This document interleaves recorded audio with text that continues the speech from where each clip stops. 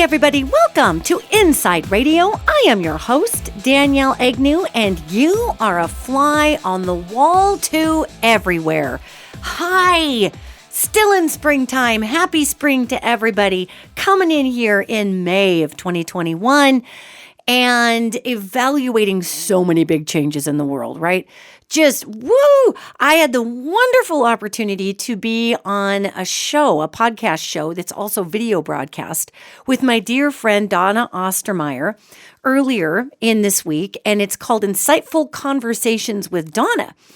And we went to go live, particular Wednesday at noon Montana time, and they were having all kinds of technical problems. And so Donna she's a longtime friend of mine. She's an awesome human being.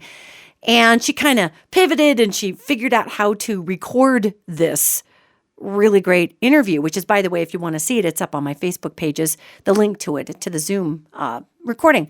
However, I'm bringing this up because Donna is also an astrologer and a numerologist, as well as an intuitive and a healer and all these things. And she was talking about all the wild astrology that we've got this particular month. And this is a big, heavy month where there's a lot of aspects in Taurus.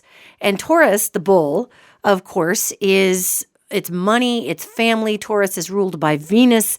That's opulent things, that's provision. Taurus in the zodiac is the baby. So it wants for itself, it wants things around itself to make itself feel comfortable. Not that Taurus won't help others, yet it's still trying to find its way through the earth through coalescing things around itself, material goods and finance and all these things, as well as big alliances with people that are very long-term and very loyal, all of this stuff, Taurus. So we've got all of these big planets, Saturn, which is the teacher in Taurus.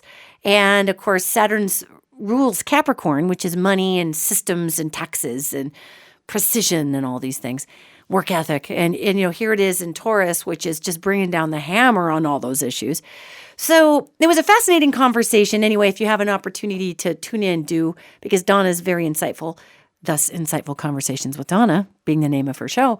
However, it really brought my attention through this interview that she was interviewing me to the fact that we've got so many big changes here, also in money, in currency.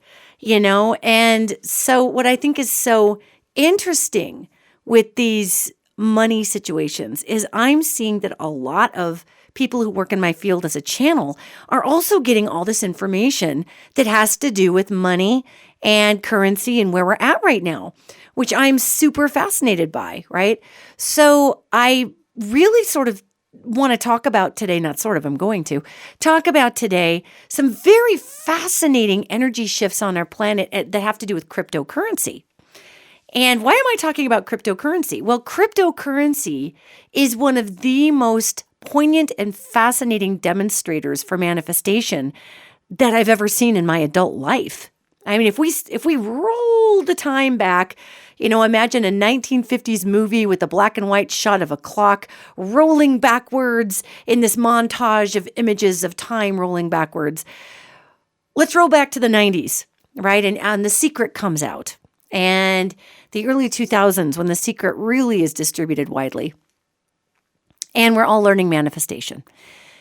And manifestation consciousness has gone through a lot of phases, from I want a bigger house and a bigger car to I want a better job to, wow, maybe I should manifest something for the planet, not just for my bank account. Weird. However, manifestation is all about participating in something that's not real until it is real. That's a really great, big, giant mega brushstroke on manifestation. And back in 2008, I believe, or 2009, was right about when cryptocurrency was launched with Bitcoin. And I remember sitting on the bed in Los Angeles, where I was living at the time, and this news broadcast comes on about cryptocurrency, this new form of digital currency. And I remember looking at that back then, and I was immediately of two minds. My first mind was, wow, we're building a money that is based solely on the interest of others using it. It's not backed by anybody. It's not secured by anything. Your money isn't secured by anything. In fact, way back in the crypto days, and it's still this way, but it's so widely spread out now that it's less of a risk, really. But back when it first started, Bitcoin was on one central group of servers. They were trying to get other people to mine it on their servers. And basically, it was just computer code that says you have value. So put your real money in here, and we're going to assign you this computer code that says you bought so many Bitcoins. Like if I were to buy the Iraqi dinar, or I was to buy the English pound. I mean, you were buying money here, but it was pretend money back in the day, which it really was. And it was all this computer code.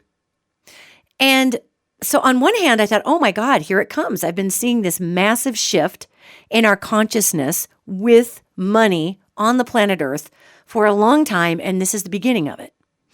Now, the other half of my brain was like, are you effing kidding me with this? You want me to take real money that I earned doing real work in the real world and give it to you in your code world? And I'm buying with my real money a bunch of code that may or may not catch on with anybody, or may not be worth anything later. Or if those servers go down, pretty much my money's worth nothing because I've got no bank statement printout to go to the bank that's in essence backed by the Federal Reserve up to $100,000 on your bank account and show it to the bank branch and say, look, there was a big EMF blast and it blanked out my bank account, and so you owe me $5,000. I'm pretty much just giving you real money into nothing, and you're going to give me computer credits on a blockchain code that says it's money that sit on your server. And as long as they're on your server, it's fine. But should something ever happen to your server, oh, well, for me. Oh, but I guess I can open up a Bitcoin program and I can back my Bitcoin up on my own server and on my own hard drive. But if anything happens to my end or on your end, all this money is just gone. And so on one hand, I thought the manifestation capacity of this was phenomenal. On the other hand, my left brain was like, screw that. I'm not buying a bunch of weird, crypto code. Now, this was the irony, and this is one of the points of the podcast that I want to bring up today, is trusting your gut. Okay? So I'm looking at this thing, and I'm looking down the way, and I'm seeing that Bitcoin is going to be huge, and I'm seeing that you can buy Bitcoins for $9 a piece or whatever they were back then. And the future is showing me that this is going to be this insane wealth opportunity.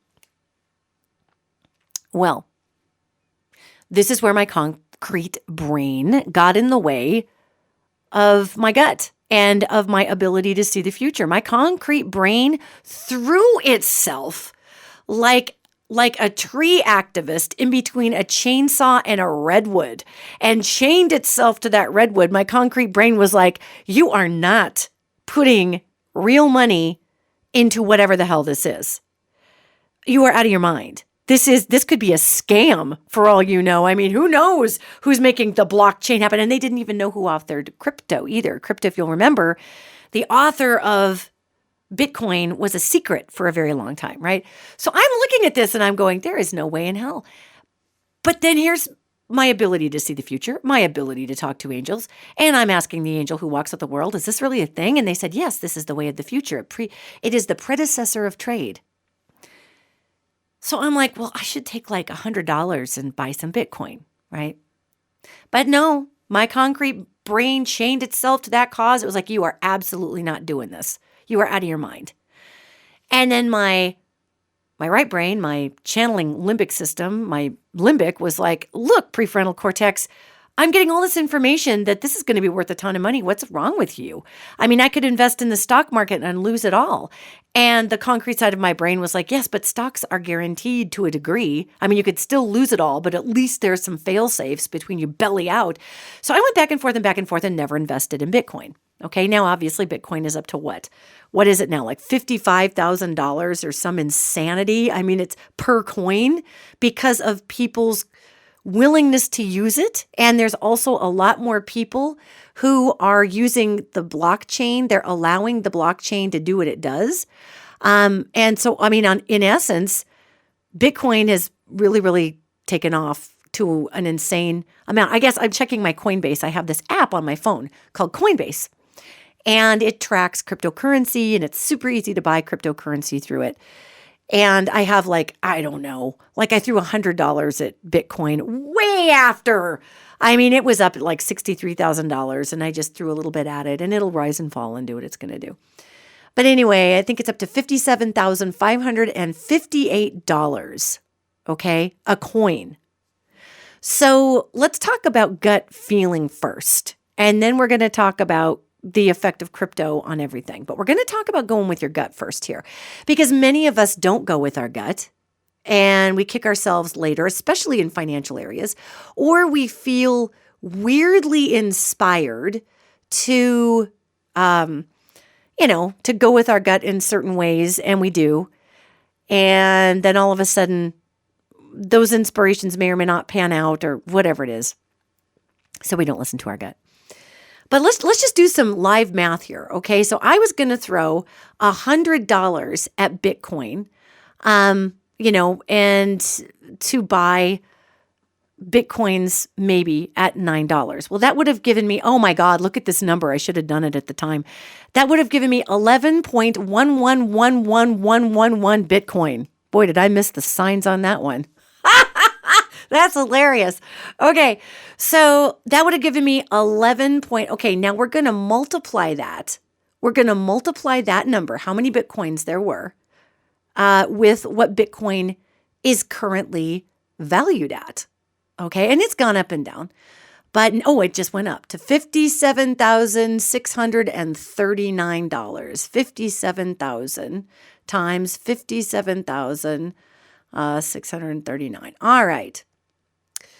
So if we had 11 Bitcoins, just 11, that would have, right now, I would have been sitting on $640,400, which is hilarious, right? Out of a $100 investment in 2008, had I been able to track it, had I been able to figure out how to get it onto my server, because there was a whole thing with it back then. It wasn't just Coinbase where you could watch your money. You had to have a server that tracked your Bitcoins. But I still think it's funny because I had this massive hit back then that Bitcoin was going to do huge. Now we're going to keep talking about crypto. Let's look at Dogecoin. Dogecoin, or Dogecoin, I don't know how they pronounce it. I'm guessing it's dog. I don't know. But it was a fake money made out of a meme that somebody just developed because it was funny. And Dogecoin was going for 0.06 cents a coin because it really wasn't an actual form of currency, okay?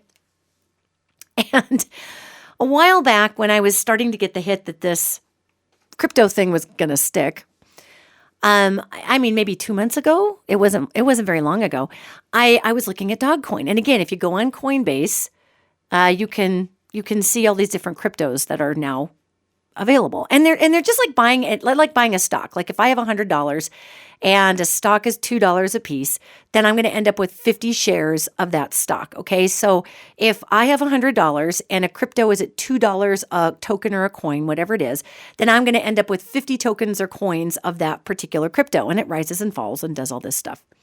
So it's kind of similar, except it's backed by nothing. It's totally virtual, and you're just hoping that it goes somewhere. So going to Dogecoin. So I'm looking at Dogecoin a couple months ago, and I get this massive hit. Oh my God, you should throw a couple $100 at this. And I thought, okay, well, geez, it's 0.06 cents. I'll have like 10 million if I throw a couple $100 at this goofy thing. Because I had this weird feeling I couldn't justify it. I just knew it would go up. Well, then here comes that same gal who, threw my concrete brain, threw myself right in between this investment opportunity and investing.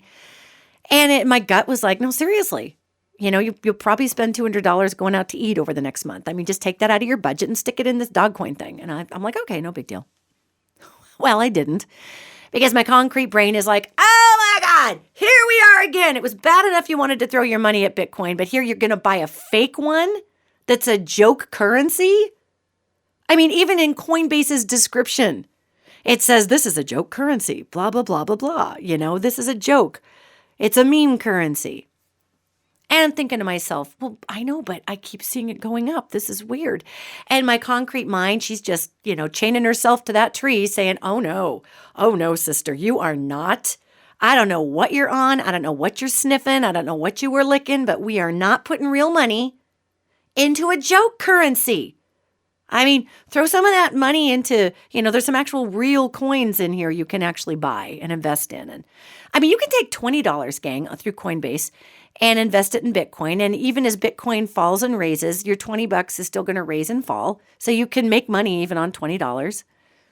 But it's, so I didn't buy any of the dog coin, right? And I thought, oh, Danielle, you're losing it. You're getting bored. You are post-pandemic bored.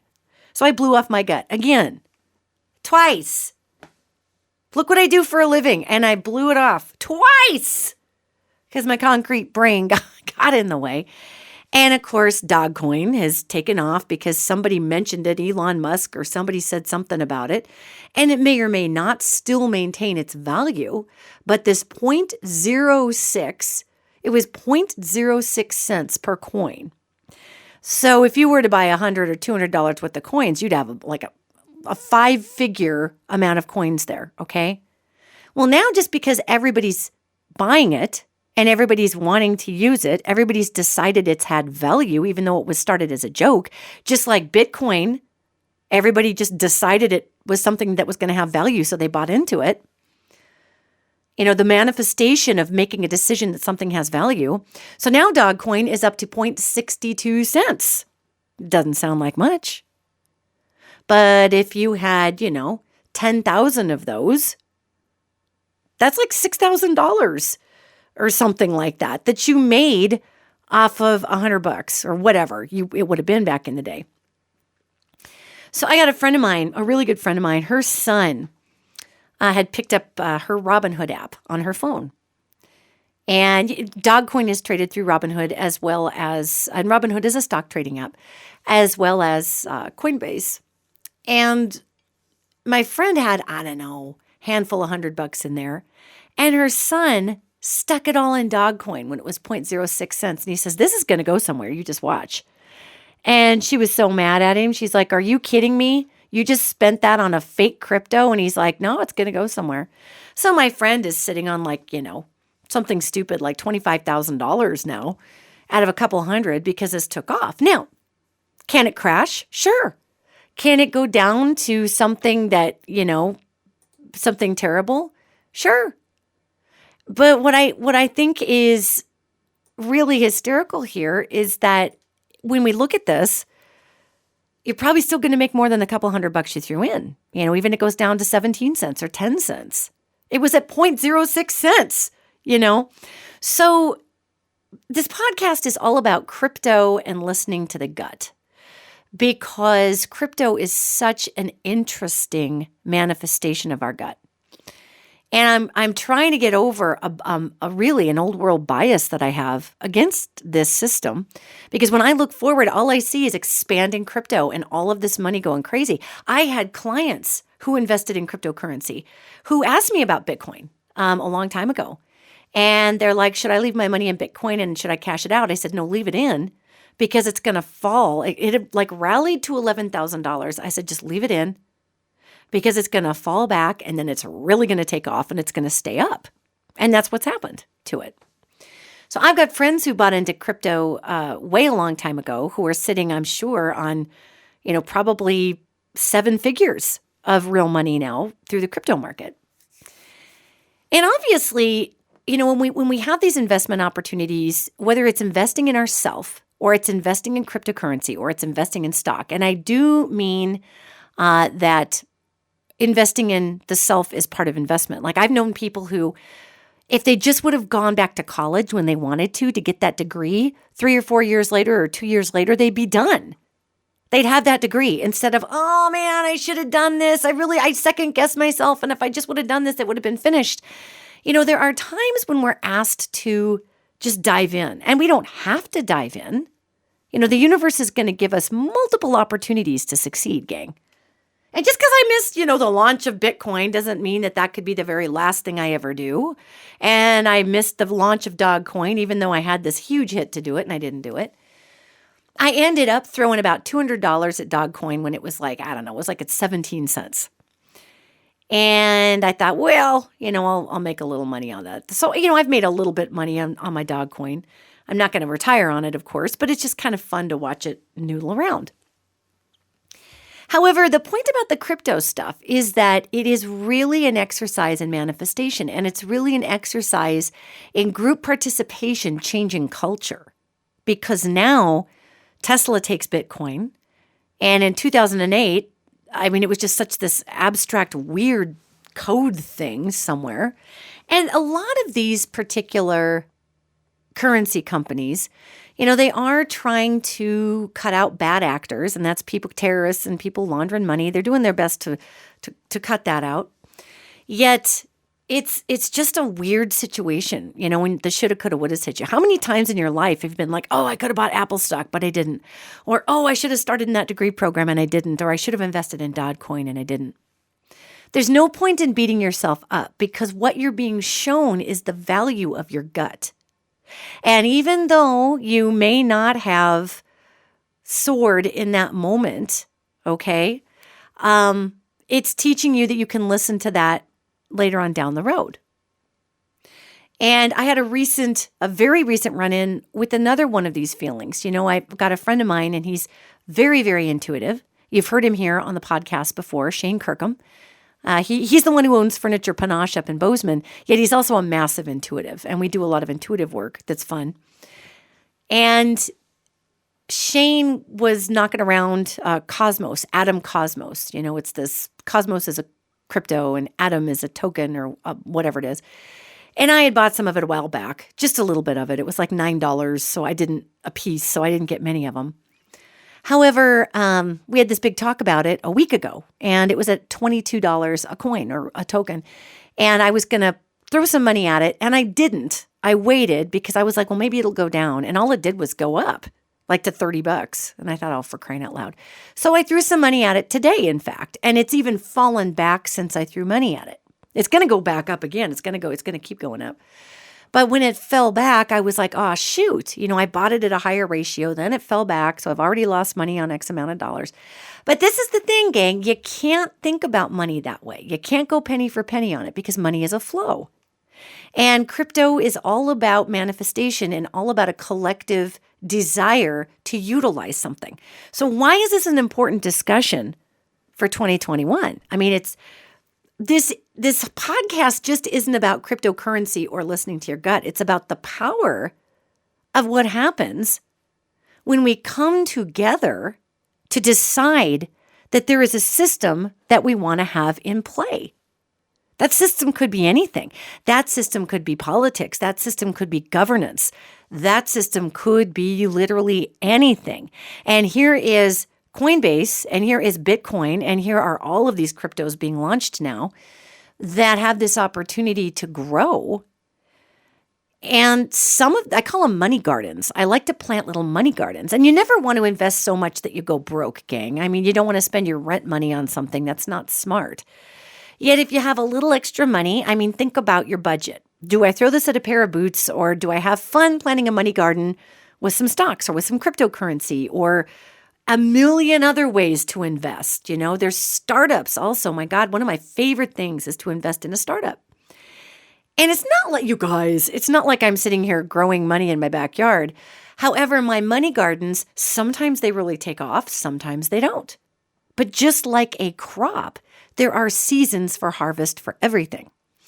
And if we can think about the way that you would plant a money garden, like say you take $50, say you take $20, and you go on Coinbase and you just look up some of these cryptos and you throw $20 at it.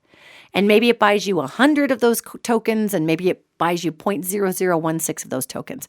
Kind of doesn't matter because that $20 is going to raise and fall along with that token, right? So your $20 could turn into $30 or $40 or whatever. You don't have to be a billionaire to do this. And that's one of the reasons why when I look ahead on cryptocurrency, I see that there are many world governments who aren't happy about this. Because if we all decide to go on crypto, then guess what? Uncle Sam doesn't know what you're doing, and you don't pay any taxes. If I were doing readings and people were paying me in Bitcoin, okay, for readings, if folks were paying me in Bitcoin and I just racked up my Bitcoin, then there's no paper trail there. Nobody's looking at that because it's decentralized. It belongs to the internet.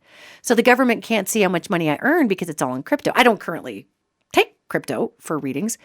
However, that's why a lot of people prefer to do business in cryptocurrency is you can't track the money, where it's going. And governments don't like that because they want their money.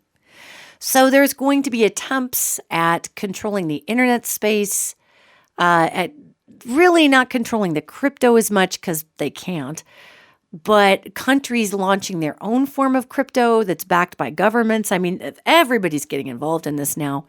And so, yeah, there is going to be some weird wiggles with it, with people trying to regulate crypto, governments really coming up maybe in the next year and a half or two, but it doesn't look super successful. However, let's look at the manifestative properties of everybody deciding a system is something and participating with it. Imagine the difference that would be made in the United States if all of a sudden everybody decided that they were going to go on a system of trade or begin to trade more with cryptocurrencies than the dollar, or everybody decided that they were going to work a 3-day work week instead at 12 and 18 hours a day, and everybody just did. Everybody participated with this. Now, obviously, that's not going to work out. There are lots of jobs. We don't want our nurses only not there, 3 days a week. That would be so hard to maintain during crises. I mean, it's not realistic, but it's an example. If we all decided that we're not going to vote for candidates anymore who negatively campaign against others, and we just stop doing it, then boy, that's going to change our political system because we're going to put people in office who want to spread a very positive message. And so I'm bringing this out here to let people know that we can look at our crypto flood and flow as a demonstration of what's possible in the world when we all give it a shot and we all decide it has relevance. If we all decided that love and kindness has relevance in messaging, if we all decided that balance has relevance in messaging, that's going to change how people politically campaign. Yet if we're all up for the, oh yeah, let's fight, let's hate each other, let's demonize the party that we don't agree with, blah, blah, blah, well, we're just going to keep contributing to the same dysfunction. And I've got some extremely dear friends who work in politics, actually in both of the major parties.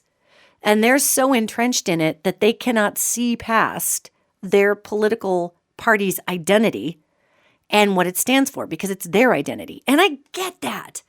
Yet I look at this and I think, oh man, I would love to start the crypto version of politics, which politics currently by the two-party system calls it independent voters, I would love to start this and really make it a thing and make everybody excited about it.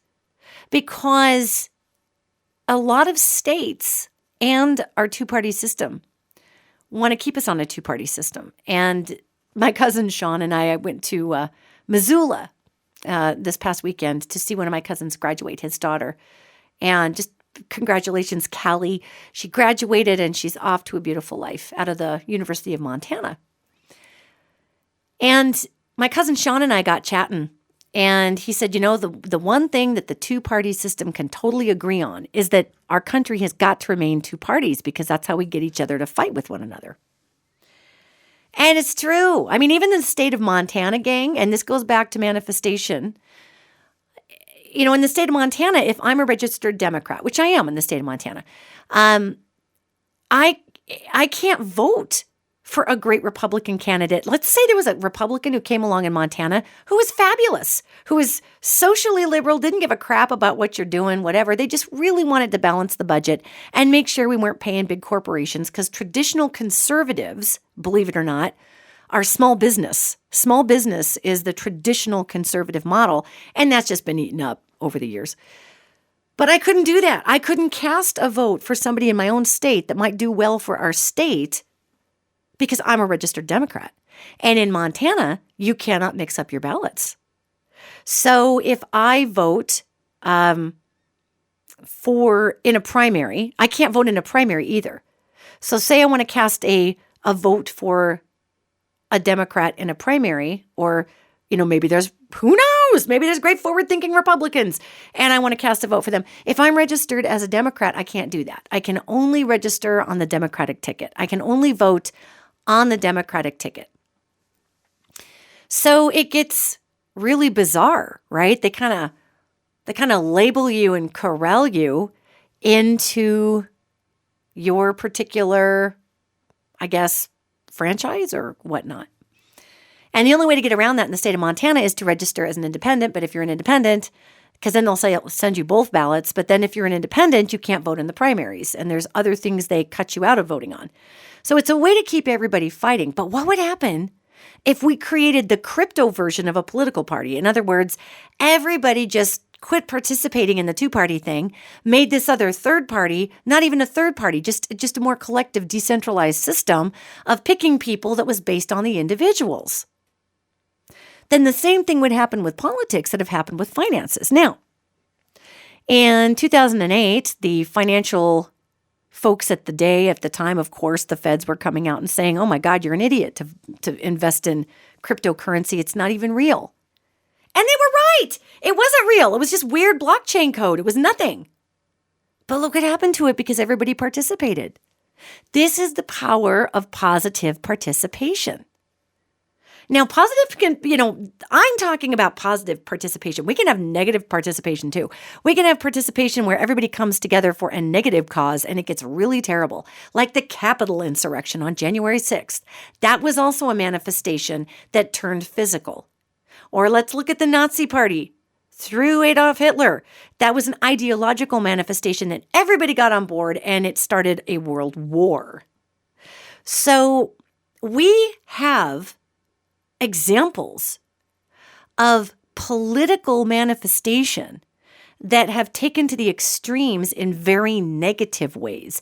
We have yet to really see it manifest itself in a positive way in the United States. The Bernie movement got so many people on board, yet Bernie was never going to crack that glass ceiling because it, again, was coming through a democratic or democratic socialist way of doing things. He was trying to crack it open through a franchise, and that's just not going to happen. You think McDonald's is going to go in there and let you design a burger that's going to outpace the burgers they sell? No! They're going to tell you if you open a McDonald's franchise, you better sell their burger. And thus it is with the RNC and the DNC. It just is what it is. And I don't know why we don't see that for what it is in this country, but it's the truth. So if you're trying to go into those systems and you're trying to change them through the systems, there are people who can do that.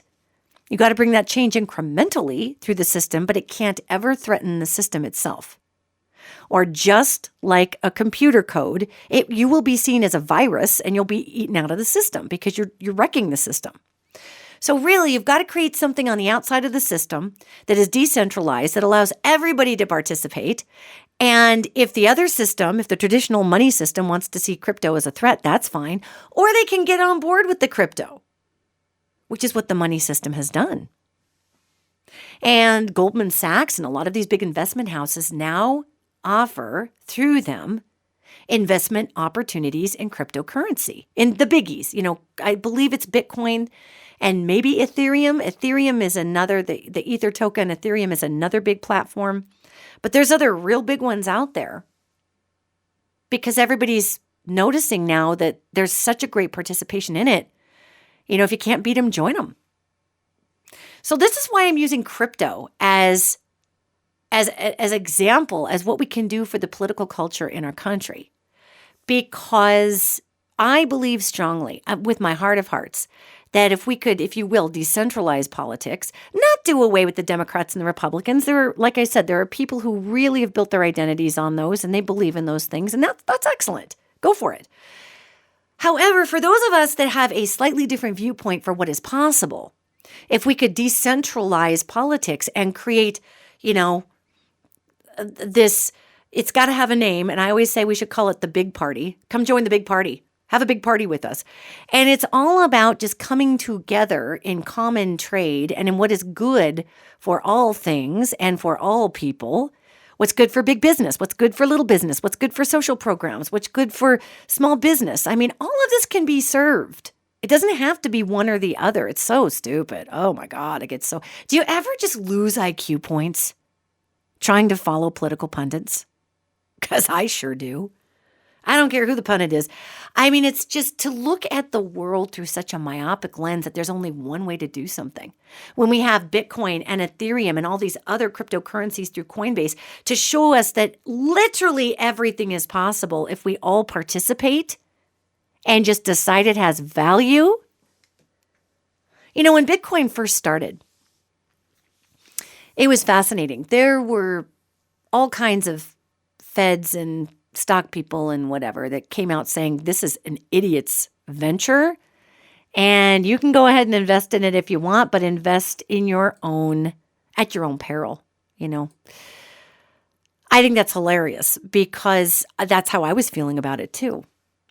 Even though, and gang, this goes back to our gut conversation, even though it was beyond my gut. It was my psychic ability. It was these angels saying this is going to be huge. And I still couldn't go there because my human got in the way. I mean, I look at that and I think, oh, girl, what would you do with $650,000 right now? What would you do with that money right now? I mean, there's a million things I could do with that would be so cool.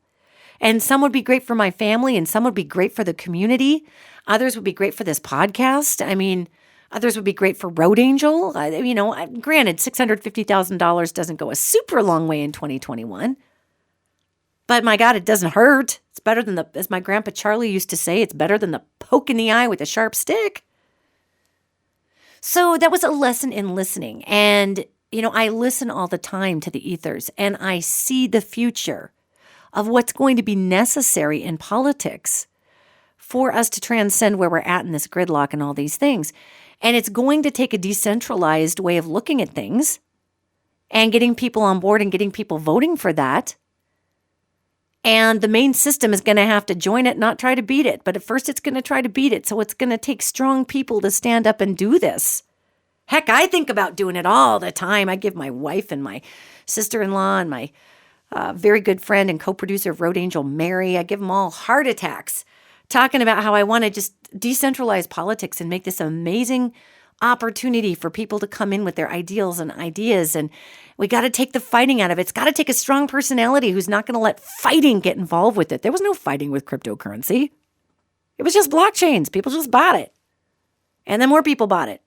And then it was value because people started using it. So what if we had this grand idea, this grand decentralized consciousness party that enters politics? And the consciousness, everybody starts to get on board with it. And nobody wants to fight. And we just want to fix the environment. And no, we don't want big business to go bankrupt because there's people, gang, who have spent their lives working at these companies. And we don't want to bankrupt them. But you know why? Because there's a lot of people who have retirement in those companies that are not the billionaires that own those companies. And that little meager retirement is supposed to stretch them out. And maybe they did a loveless job for 40 years just to get that retirement. We don't want to punish those people. That's silly, goofy. We don't need to be punitive. We don't need to take away from or break it down. Let itself break it down from the inside. Let's build something on the other side of it, right? And I can totally see how this whole structure would work. It's the weirdest thing. Like I said, I regularly give my family heart attacks by talking about this stuff. Because what comes in that is, oh my God, the two-party system will try to destroy you. They'll try to take you down. They'll try to run you out. And really, I think that had the blockchain guy, whoever he was who started, and I believe it was a male, who started the blockchain idea, crypto idea, had they had a face with that, I think that the traditional money systems would have gone after that face to ruin that face, to discredit that face, to discredit the system. And it's awfully hard to start a decentralized consciousness system that would want to run a candidate in the government without having a candidate, right? That gets a little weird. And there has been all of these amazing ideas of let's run a collective president where 400 people are president and that's the person who, runs. And that doesn't get very far because we just can't get our brains around that. At least with cryptocurrency, it was based on a system that we could sort of get our brain after. Like, you buy Iraqi dinar or you buy the English pound or you buy the euro. People could buy Bitcoin. There was an established modality of thought there. However, I do think it's still possible. And I think that if we did, say, take this manifestation idea into the political realm, to decentralize a political party, to make something fabulous that everybody gets involved in, that is all about the love and all about upholding everybody and all about tax incentives for oil companies. I mean, oil's not going to go away tomorrow. There's still cars out there. There's still power plants that run on oil. So we don't want to yank all that tomorrow without infrastructure in place because people will freeze to death. That would be a bad idea. So, I mean, have these fade out clauses and have it come from this place of, hey, let's not hate on what got us to where we're at. Let's just change it and make it better. And let's allow everybody to rise and succeed through this. And let's stop demonizing this person to draw funds for this person. Let's just say, yeah, we've all participated. It's time to move on. So it's possible. That's a possible thing. It really is. And just like I could see the cryptocurrency was going to explode, I see this, if you want to call it a political movement or whatever, it's coming. It's coming. And there's going to have to be somebody who is the face for that. Yet it's going to take somebody who thinks it's fun. So when we talk about manifestation, it doesn't matter the powers that be. Because when we are focusing on a collective endeavor and everyone's participating in it, there is power in that. There is power in that. And I'll tell you, gang, we tend to use our collective powers negatively. We tend to come together when we're mad, when we're angry, and we make a mob. And then we take that mob and we ruin buildings and we ruin things with it because our hearts are hurt. Because maybe there's been a grand injustice and we are enacting this mob behavior to get the attention of the establishment that's ignoring the individual. So we come together as a collective and we make enough noise that the system must pay attention. There is a place for that for sure. However, can you imagine what would happen if we came together powerfully with the collective good? Now, how does that work? What does that look like? Well, what that means is we go all in. Let's say it was a political candidate issue. We tried to do it with Bernie, yet Bernie was still coming out from the old realm. He was still awful angry, Angry Grandpa Bernie is what a lot of people called him. And did he have a point? Abso-freaking-lutely. Did he have good points? Yes. Yet we can't draw that same anger energy into the frame of this new consciousness. It's just not going to work. There is such thing as righteous anger, yet we've got to turn it into useful fuel for ideas and for building new things, not just pinning people to the wall and throwing darts at them and talking about how bad they are and how many things they ruined. You cannot bring that kind of rage into this new platform. You've got to acknowledge it's there. You've got to acknowledge it hasn't worked, but this is why we're starting something new. And there's a lot of people who don't know how to separate purpose from their rage. And this gets crazy. I mean, that's even in the financial realm. I've got friends who are financial advisors, and their whole rush on getting people invested in the stock market is getting mad at the drop in the markets or getting mad at whoever's president. There's this weird, it's like we use anger as a jetpack and a drug, which is fine sometimes, and sometimes we need to. It's the only way we can get out of a hole sometimes. But if we're going to decentralize something and make something else out of it that is useful for others, we've got to leave all that rage and anger and ambition through anger behind. Look at Bitcoin. Bitcoin isn't angry at the system. Bitcoin isn't raging against the machine. Bitcoin isn't telling everybody they suck because they're not Bitcoin. Bitcoin is a neutral platform that is operating because everybody agrees with the independence of what it is. So, again, how do we translate that to politics? Well, that gets a little stickier because you're going to have a candidate who's got to run on only solely great ideas, who's not here to point out how crappy everything else is. I mean, that person can make reference to things that don't work. However, there's got to be enough people who buy into a system, a new decentralized system of believing in something better than the two-party broken system, that all contribute votes to this one big system. And, people say, but that two-party system will step up. They'll muss up those votes. They would never let that person win. Maybe it's true. Well, what would happen is that culture would be dramatically shifted by that person who ran. Culture started to get shifted by Bernie. And whether you like Bernie Sanders or not, big cultural shifts came about with Bernie because young people could relate with that message. They look into the world and they see such dysfunction. Gen Z, Gen Y, millennials are all looking out into the world going, this is ass. This world is gross. It subjugates people of color. It subjugates certain genders and people with no gender. This is disgusting. It's okay with people living in poverty while somebody else sails on their yacht. Why can't we all have a share of all? And the people who have the all get really threatened by that oftentimes. And they're like, well, listen here. Now, I just worked 17 million days and walked back hill upside down on my hands in a snowstorm with a donkey shoved up my butt. And I had to balance myself even though I was carrying dynamite in my teeth on my hands backwards up this hill through mud and snow. And there was a tornado that tried to rip. It took my left leg off. I only got one more leg now because the tornado ate my leg. And I've been doing this for 45 years. In fact, my hands fell off and I just got stumps and I'm just stubbing up the hill where my elbows used to be, and I haven't eaten for years because I ain't got no more hands. So all of a sudden here I've been walking up the hill on the back in a snowstorm with only one leg with a donkey shoved up my butt. And I'm sitting here stubbing up the hill on my elbows, and I haven't eaten for a long time. So I'm a skeleton. I'm just a skeleton. My whole entire intestinal system shut down. Now I got to poop out my mouth because nothing's working. And you're telling me you want something for free, son? I mean, literally. It's literally that stupid.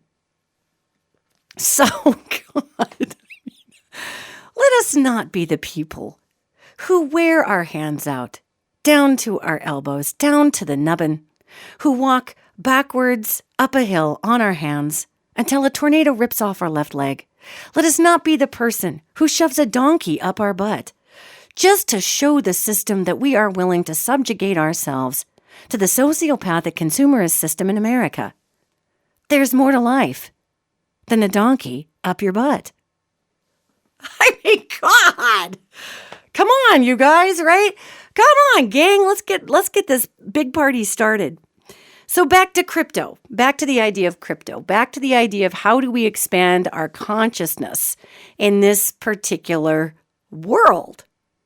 How do we do it? We just do it. And it's going to take a leap of faith, and it's going to take getting that concrete, what I like to call the 1950s dad prefrontal cortex. It's going to take getting that being right out from blocking us. I mean, that's just not okay. And I look at my own life and I think, God, Danielle, really? What kind of demonstrator are you of consciousness when you're freaking out over investing $100 in a crypto in 2008? Well, I was learning too. None of us are above learning. Gang, we're going to keep learning till we die. Okay? Till we die. It's just, it's going to be a weird turn of events in the next 5 years. Yet if we can all stretch ourselves a little bit, then we're going to learn valuable lessons in faith. We're going to learn valuable lessons on what it is to manifest outside of ourselves. We're going to see great miracles come in, and we are not going to see the system be able to come down and shut it all down, because the system is dependent, gang, on what? On our participation. Seriously, if everybody in the United States stopped taking paper $1 bills, no stores would accept them anymore. If everybody didn't want them and they were throwing them away in the streets, there'd be a lot of people picking them up. But if everybody decided that they were only trading in a certain way, stores would start to trade that way. Now, obviously, we're not going to ever give our paper money away, at least not for the next probably 10 years, 8 years. We might get there. However, we're still going to be taking paper money and coins and all that for a while until the system decides it's easier to track all of the digital money. And that is the thing that's coming. But for now, we still got a dollar bill in our pocket. I got one hand in my pocket and another one I lost. Going up a hill, turn it into a skeleton, nubbing up the way, walking backwards in a snowstorm, and I lost my leg in a tornado, and I'm throwing up through my mouth. Isn't it ironic? Don't you think? So as you can see, consciousness creates our reality. And that literally is what I'm here to talk about today. And cryptocurrency is a great concrete, yet not concrete, because it's still virtual, demonstrator of this amazing, cool thing that happens when we come together in a positive way and manifest as a collective. It's amazing. It's awesome.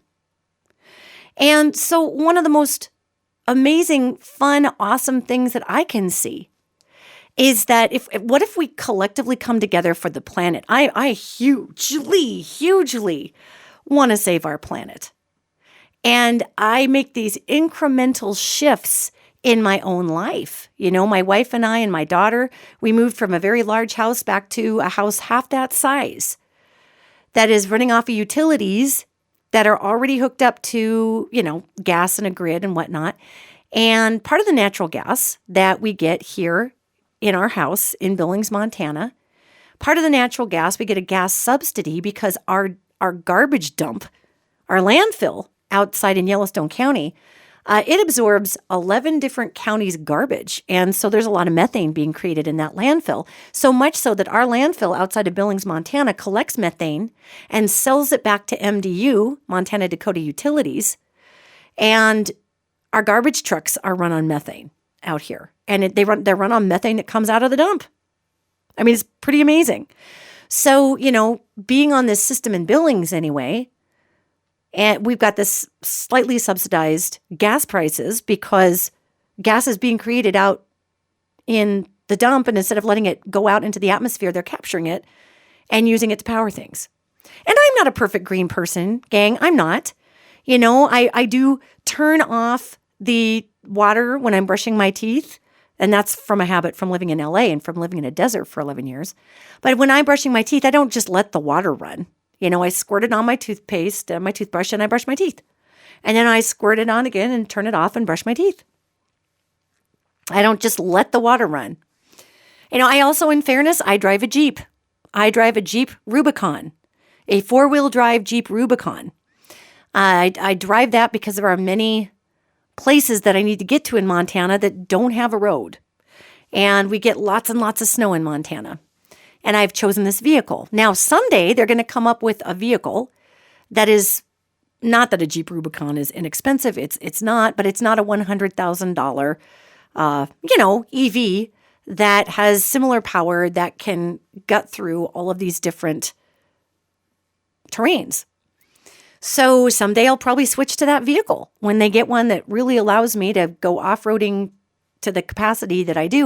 And I'm not cutting roads across tundra. I'm not driving on roads that are wrecking flora and fauna. These are 2 tracks up in Montana that are really, really, really, really rugged. You got a 2-foot hole someplace. You got another 1-foot boulder on the other side. You got to unlock that front axle and you hit your sway bar so your wheels are disconnected. And I do a lot of weird places that I go to also for Road Angel. But let's be honest, a Jeep Rubicon, which is a Wrangler, is not the greenest car ever. Now, I do drive a 4-cylinder one, trying to mitigate those greenhouse gases. And I do live in Montana, so I'm not commuting in this vehicle. I'm driving a mile to the store, or I'm riding my bike to the store, or whatever. So I'm not trying to make excuses. I'm trying to honestly tell you, I'm not the greenest example on the planet of Earth. But we do try to limit our plastic. We do work to bring our cloth grocery bags to the store.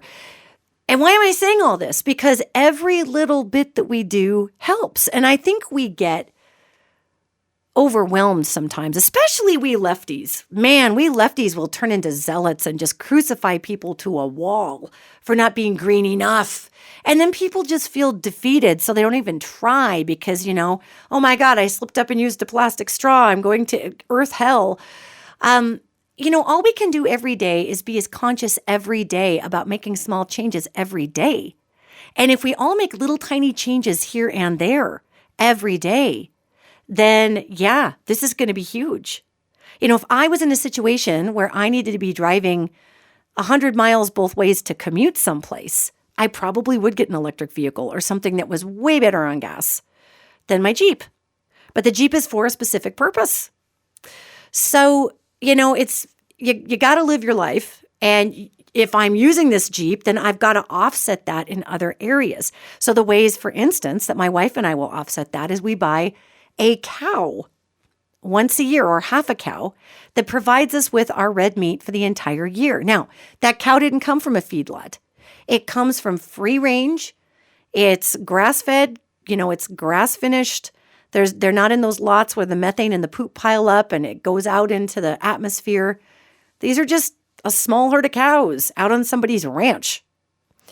And so, we work that way to take some of the methane out. I mean, it goes on and on and on. And all I'm saying is that, I'm sure I would probably fail on many people's green scales.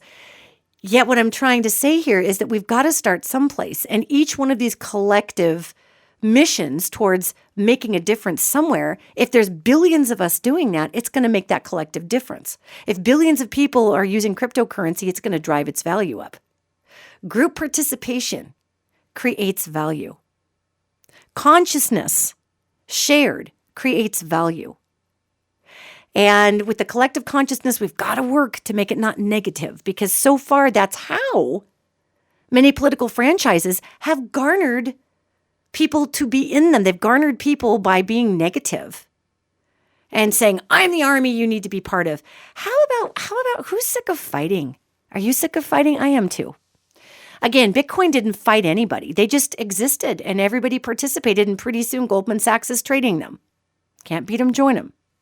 So why can't we do this with consciousness in the United States of America? As I look forward on this, would there be disparaging energies that might come after the person who would be that candidate or the person who fronted that? Well, sure. But guess what? Sticks and stones, man. You just don't engage it. And the good thing about any big system, the great thing about any pre-existing system is it ignores an outlier until the outlier is bigger than it. And then it's just like, oh, weird. Well, how are you? Okay, well, I guess we'll just deal. You can always rely on the hubris of the old world to leave you the hell alone until you grow to a point where there's so much collective participation that they kind of can't take you apart without it upsetting hundreds of millions of people. And there is something to be said to be able to count on that hubris. It's going to ignore you in your manifestation.